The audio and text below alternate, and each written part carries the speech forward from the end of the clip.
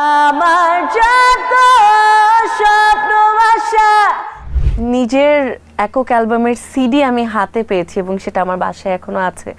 এটা আমি লাকি বলছি এই কারণে, কারণ আমরা তো এখন সিডি আর দেখি না। সো আমি যে এরকম একটা সময় পেয়েছি, আমি নিজেকে খুবই সৌভাগ্যবান মনে করি। অ্যাটলিস্ট আজ থেকে আরো 25 বছর পরে নিজের হ্যাঁ। ছেলে মেয়েকে এটা বলতে পারবো এই যে যে দেখো দেখো আমার সিডির CD যুগে আমি ডিজিটালের না, আমি তারও আগে এসেছি, অনেক বছর ধরে কাজ করছি। এবং ওই সময় আসলে সিডিটা হাতে পাওয়া, নিজের কভার দেখা, এটা একটা অন্যরকম উত্তেজনার একটা মুহূর্ত ছিল।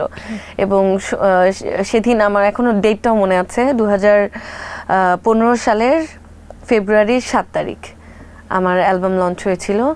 এবং ওই দিন যে সবাই আসলো, আমরা 7 হিল রেস্টুরেন্টে লঞ্চিং সেরিমনি করলাম, লেজার ভিশন থেকে প্রকাশ পেলো আমার অ্যালবাম, সবার হাতে আমার ওই সিডিটা।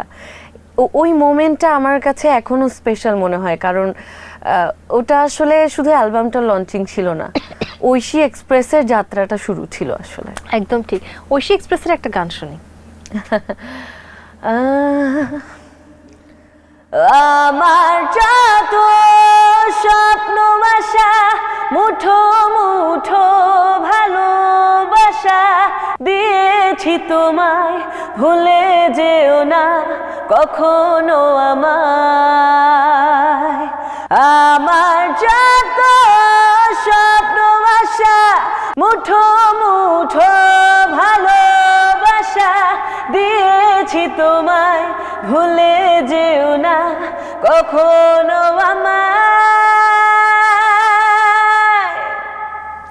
পাওয়ারফুল ভয়েস, এরপরে আসলে অন্য কোনো সেকেন্ড থট হয় না। বাট ঐশী এক্সপ্রেসে কিন্তু খুব অদ্ভুত কিছু ব্যাপার আছে, কারণ ঐশী এক্সপ্রেসে শুধু এই ধরনের গান ছিল না, ঐশী এক্সপ্রেসে ছিল সফট রোমান্টিক, মেলোডিয়াস একদম, থাকে না যে আবার জীবনে এই প্রথম ধরনের একটু একটা রক জায়গা মেলো, সব দিয়ে দিই একসাথে, লোকগান ছাড়া বাকিগুলো দেওয়ার সব দেওয়ার চেষ্টা চেষ্টা করেছি। হচ্ছে।